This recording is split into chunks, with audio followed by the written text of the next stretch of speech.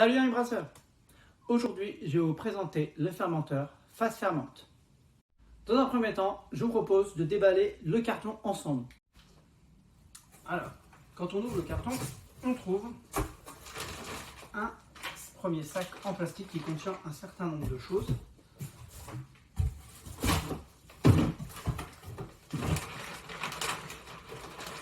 En tout premier lieu, un second carton. Dans ce carton, on y retrouve la valve qui va permettre de connecter le ballon de collecte de levure avec le corps. Donc voilà, c'est une valve demi-sphère, donc voilà, qui est relativement volumineuse et qui peut se démonter pour être nettoyée. Voilà. Ensuite, dedans on retrouve dans ce même carton un joint supplémentaire qui est déjà présent dedans. Un joint supplémentaire, on peut le mettre de côté. On retrouve pareil un connecteur qui peut se connecter donc, à la valve. Donc, je suppose que ça vient remplacer ceci. Et ça permet tout simplement de connecter un flexible pour pouvoir venir faire l'embouteillage.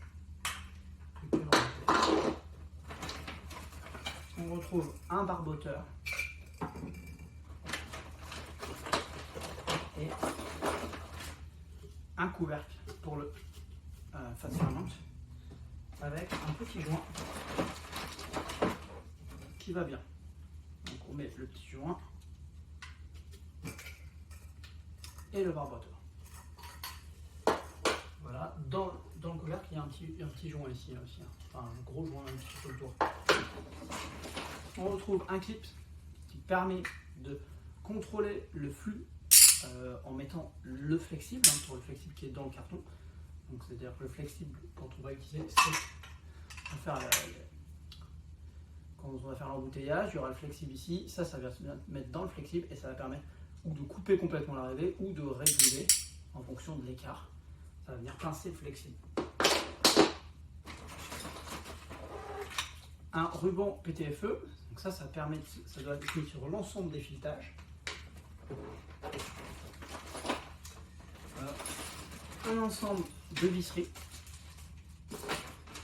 Et enfin, on a, alors là je ne sais pas comment ça s'appelle, ça va venir sur le corps et ça permet d'y mettre un thermomètre à l'intérieur. Donc voilà, donc en plus on a un joint supplémentaire, pareil, qu'on garde. Il est déjà équipé d'un joint. Donc je vais vous montrer ça de plus près. Donc à l'intérieur c'est un trou, tout simplement, alors bien sûr fermé de l'autre côté. Et on va y mettre un thermomètre de ce type. Donc là c'est un thermomètre que j'ai récupéré, qui est cassé d'ailleurs au passage, enfin il fonctionne mais la vitre est cassée. Et on va venir tout simplement insérer comme ceci dedans. Voilà. Donc, le thermomètre n'étant pas fourni, mais ça vous laisse le choix pour un thermomètre mécanique comme ça ou un thermomètre numérique. Donc, on retrouve bien sûr le ballon de collecte des levures et le corps du fermenteur. Donc on y retrouve le troupeau, ici le thermomètre, ici va venir la valve, en dessous le ballon de collecte et bien sûr ici le couvercle. Je ferai ça tout à l'heure plus en détail. Le flexible dont je vous ai parlé juste à l'instant, donc venez. Donc simplement, l'usage est assez simple. Bon, si j'arrive à le mettre dedans. Donc voilà, donc le flexible c'est je pense du PVC. Voilà, donc ça vient se mettre comme ça. Bon, là j'y arrive pas, il est un peu gros ce flexible. Voilà, et on va venir pincer comme ça pour couper l'arrivée du liquide, en l'occurrence de la bière. Donc voilà, pour moi j'utilise plutôt des flexibles silicone qui supportent la température, même si là il n'y aura pas de température, mais moi je préfère le silicone qui est en plus souple au PVC. On retrouve un manuel d'installation qui est donc en français traduit. Voilà, donc il y a 4 pages de traduction. Donc, ce manuel il est plutôt succinct, vraiment il y a très peu de choses. Il y a sur l'installation et comment faire l'usage du fermenteur. Il n'est pas agrafé, il est en noir et blanc. L'impression noir et blanc n'est pas d'excellente qualité. Honnêtement, même en classe, on avait un peu la même qualité avec les photocopieuses. Donc vraiment, c'est pas... Je suis un peu déçu de ce manip.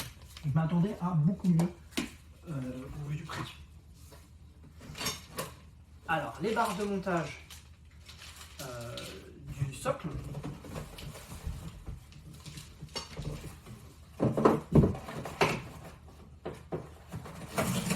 Plastique qui sert uniquement pour l'emballage.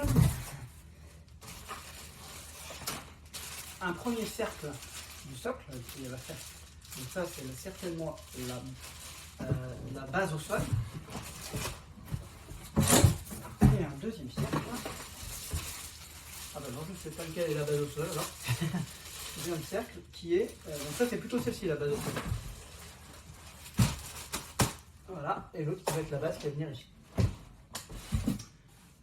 Donc voilà pour le démontage complet, enfin le déballage complet du carton du Fast Ferment. Et maintenant je vous propose de monter le Fast Ferment ensemble. La première étape du montage, c'est le montage du socle. Alors il faut prendre le cercle qui a 4 trous. Donc il y en a un qui a 4 trous, un qui a 8 trous. Voilà. Donc ça, c'est le cercle qui, si je dis pas de bêtises, va aller ici. Donc, on va visser, prendre chaque tige et les visser dedans. Elles ont chacune un embout fileté et un embout où on pourra mettre un filetage dedans. Donc on prend l'embout fileté et on le visse. Alors, je ne sais pas si ça a un sens. On le visse dans... Allez, 4. Ça va assez vite.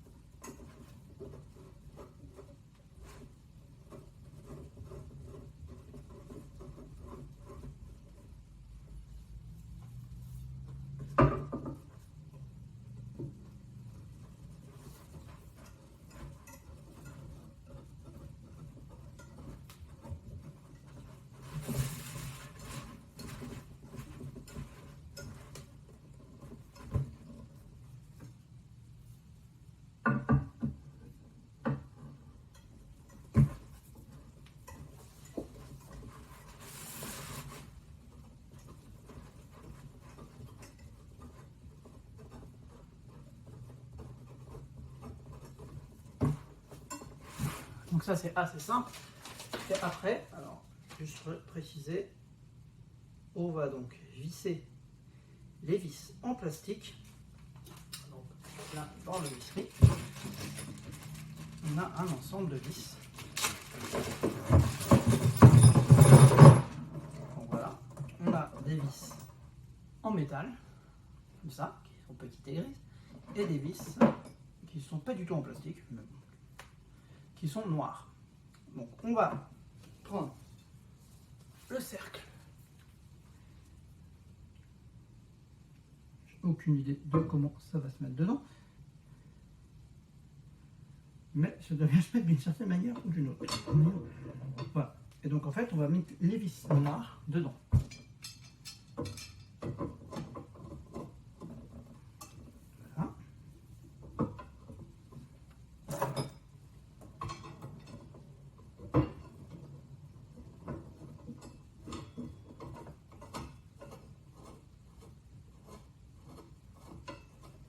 Voilà, donc on met les 4 et on les visse.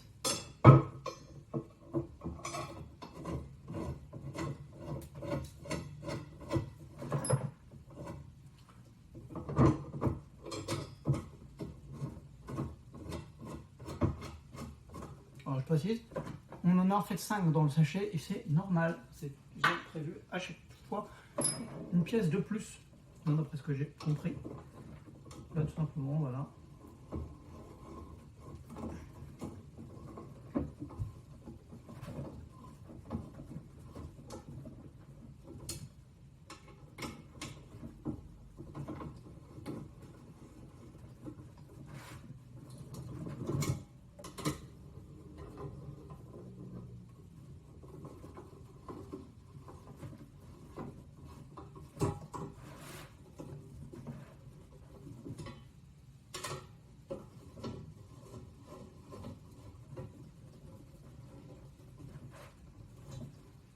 Et après, on nous dit de visser. Alors, on peut mettre voilà, dans chacune un petit clips en plastique. Ça, c'est ce qui va faire les pieds en fait, tout simplement. Donc voilà, et pour qu'on se dise tout, on rajoute les 4 vis bien dans ce sens. Pareil, et elles vont se visser avec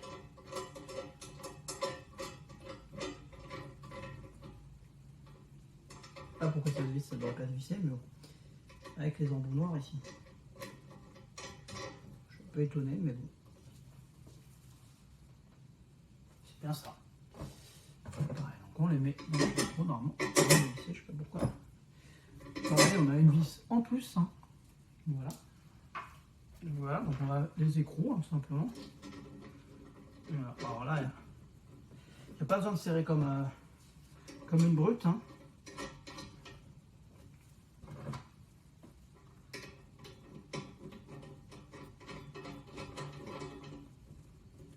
Je le fais à la main. Et après, on n'oublie pas de mettre les petits caches en plastique qui vont permettre de faire que le support va pouvoir être au sol sans abîmer le sol.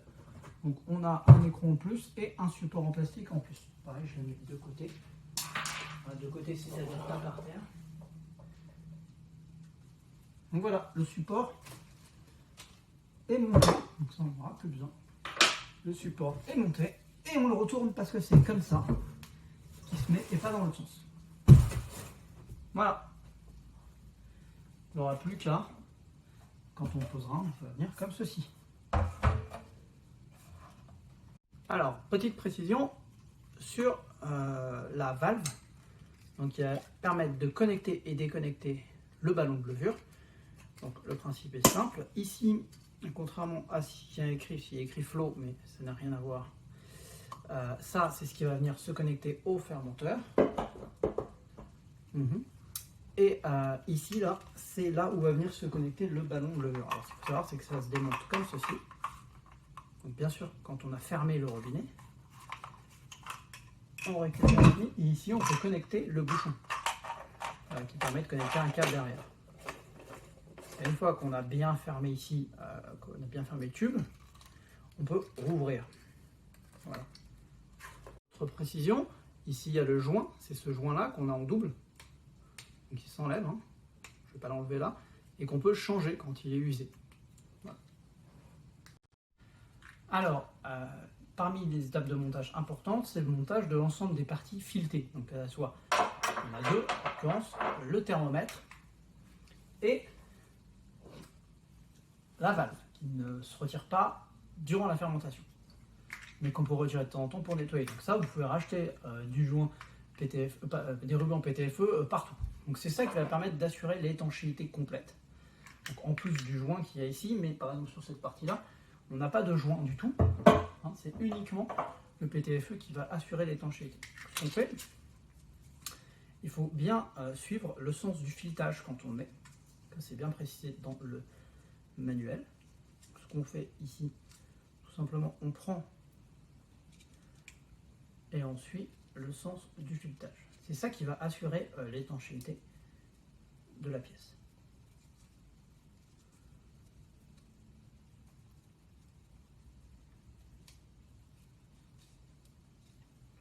Voilà, une fois qu'on a fait quelques tours, on va fermer cette partie. Voilà, alors là, j'ai pas pris de clé pour serrer, ce qui est un peu dommage. Il faut peut-être serrer un petit coup à la clé. Et pareil, ici, on suit le sens du filetage. Et on fait tout le filetage avec le joint PTF.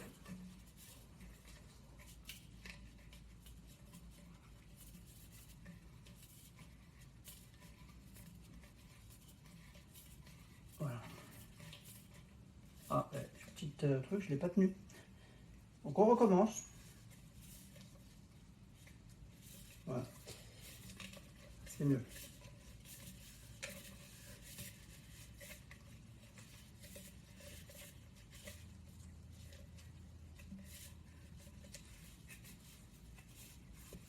Bon, faire ça sur une table, c'est peut-être plus simple que de le faire comme ça à la volée.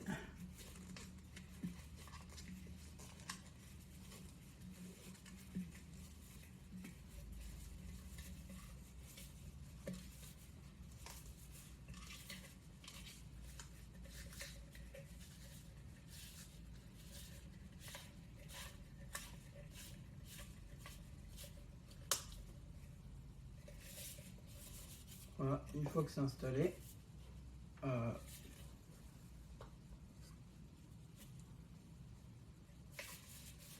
il n'y a plus qu'à installer le ballon ici de collecte.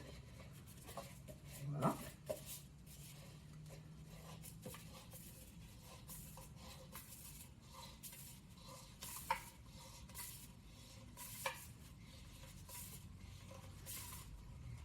Et puis enfin, on refait la même chose ici.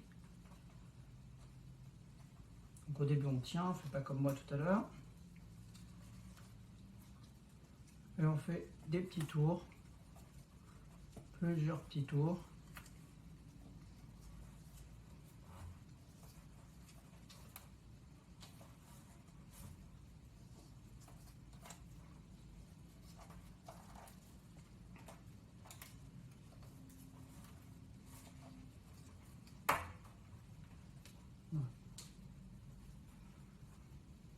Et après, on va venir coller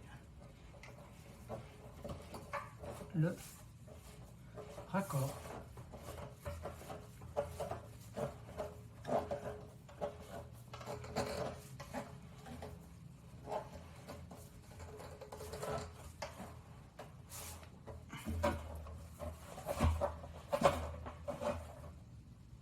En fait, on recommence, je suis pas droit.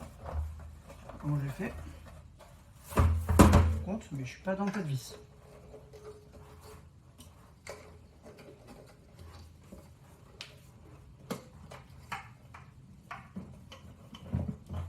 On recommence. Tends bien dans le pas de vis, c'est mieux.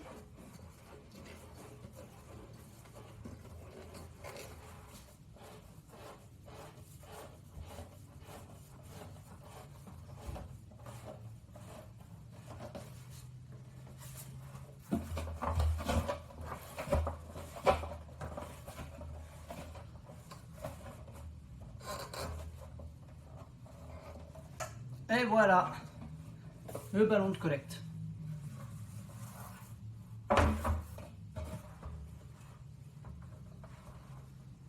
Voilà.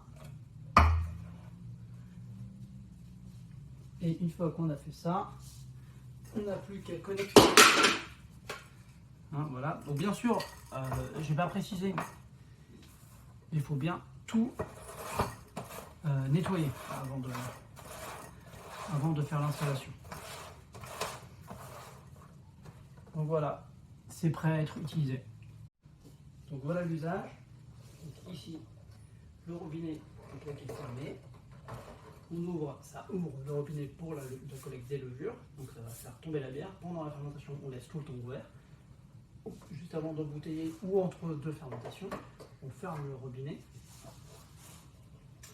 Alors soit on ça.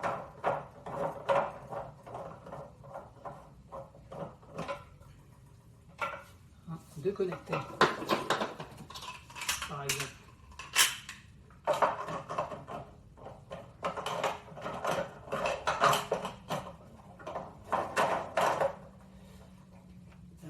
La tête pour connecter le flexible pour l'embouteillage. On l'a bien fermé au bout. On connecte ici. On réouvre. Et après on peut remplir de bouteilles. Alors il faut plutôt le mettre en hauteur en ouvrant. Voilà, on peut le contrôler soit avec le doigt, soit avec une canne d'embouteillage, tout simplement. J'espère que cette vidéo vous a plu. À bientôt!